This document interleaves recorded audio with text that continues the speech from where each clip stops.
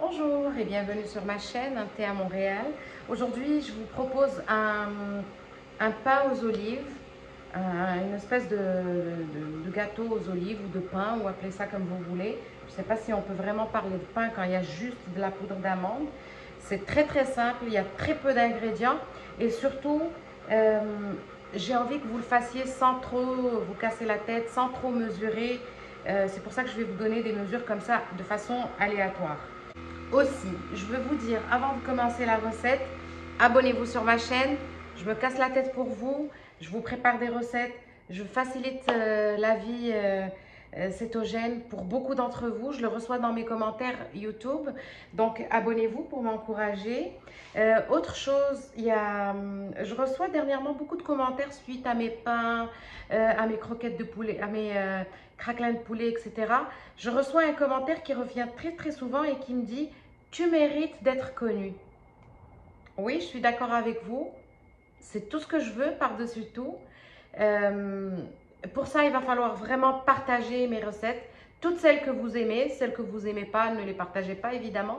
Mais si vous aimez mes recettes, partagez-le. Ça va faire étendre un petit peu mes connaissances un petit peu partout. Donc, voilà, on y va. Moi, entre-temps, j'ai déjà fait mon café parce c'est le matin. Je vais prendre mon café pendant que je prépare avec vous ma recette. Alors, je vais y aller pour les ingrédients. Ici, j'ai l'ingrédient de base qui est la farine d'amande ou la poudre d'amande. C'est exactement la même chose. Il y a 150 grammes ou une tasse et demie pour ceux qui mesurent en tasse. C'est le seul ingrédient que vous allez quasiment peser parce que pour le reste, c'est très très simple, vous allez voir. Donc 150 grammes de poudre d'amande. J'ai 4 œufs entiers. Ensuite, j'ai 2 cuillères à soupe d'huile d'olive que je vais mettre directement dans ma farine d'amande.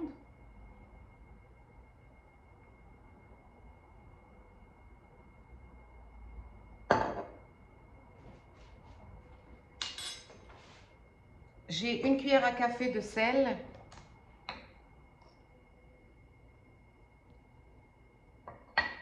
Donc j'y vais avec les cuillères pour que ce soit plus facile. Ensuite, je vais casser les 4 œufs dedans.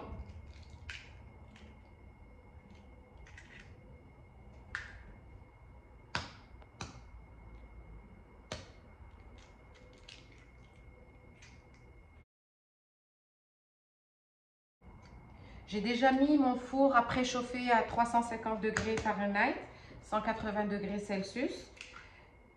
Et j'ai beurré un moule. Je beurre toujours les moules déjà pour le gras, mais en plus pour éviter que mon pain ne colle dans le moule. Donc je l'ai beurré. Ensuite, donc je vais commencer déjà à mélanger. Une coquille d'œuf. Déjà à mélanger mon sel, l'huile d'olive, les œufs et la farine d'amande.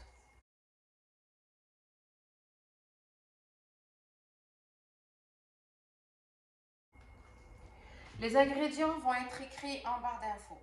Souvent, on me demande où est la barre d'infos.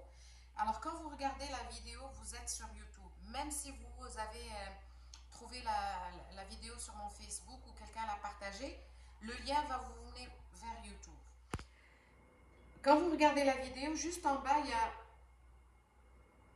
description de la vidéo, puis vous cliquez sur le petit triangle qui vous dit, sur le petit triangle qui vous dit plus, puis vous allez avoir un tas d'informations écrites en dessous, notamment les ingrédients, les macros, les instructions pour le mode de cuisson, etc. Après avoir mélangé ma poudre d'amande, les œufs, le sel, je vais rajouter 2 cuillères à café de poudre à pâte, qui est la levure chimique, comme ça. 2.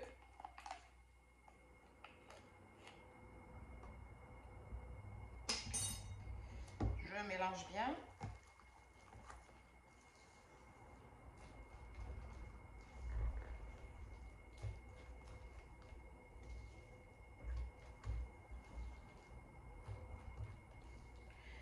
Et les 2 prochains ingrédients sont les ingrédients qui vont vraiment faire que ce pain va être un véritable délice. Et ce sont des ingrédients que je vais ajouter à la toute fin. Donc ici, j'ai du fromage que j'ai découpé en petits cubes, comme ça. Voilà. Pour les Québécois, c'est une tasse. Sinon, c'est 200 grammes. J'ai mesuré un bloc. Moi, j'ai mis du cheddar. Attendez. Non, pardon, j'ai mis du Gouda, mais ça pourrait être du cheddar ou n'importe quel le fromage de votre choix. Vous allez couper en petits cubes. Voilà, comme ça. Je mélange également.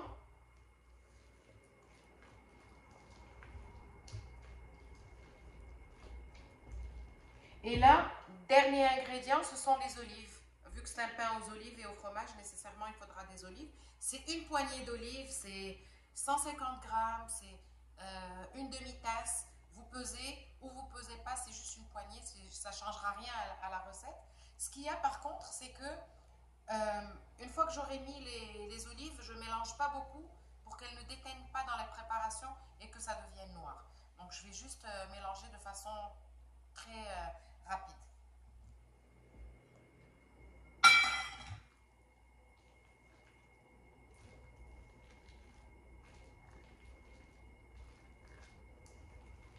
Ensuite, je vais mouler tout ça.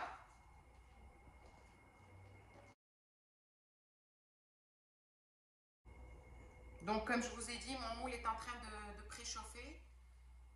350 degrés Fahrenheit ou 150 degrés Celsius.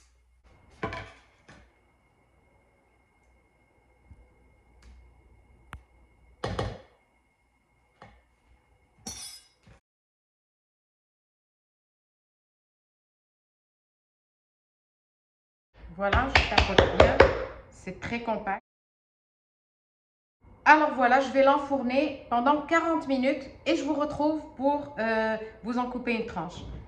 Là, il vient juste de sortir du four. Je vais le démouler. Voilà.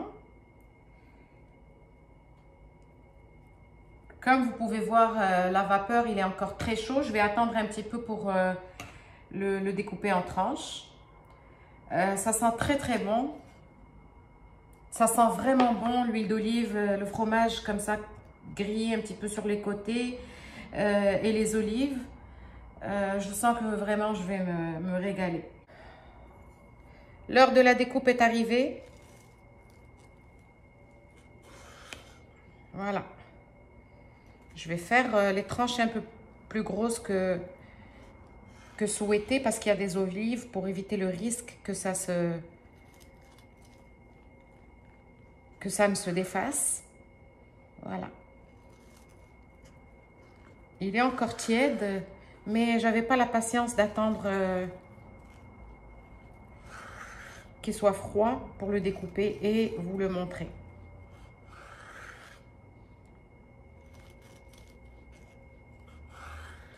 Alors, je vais vous montrer une tranche.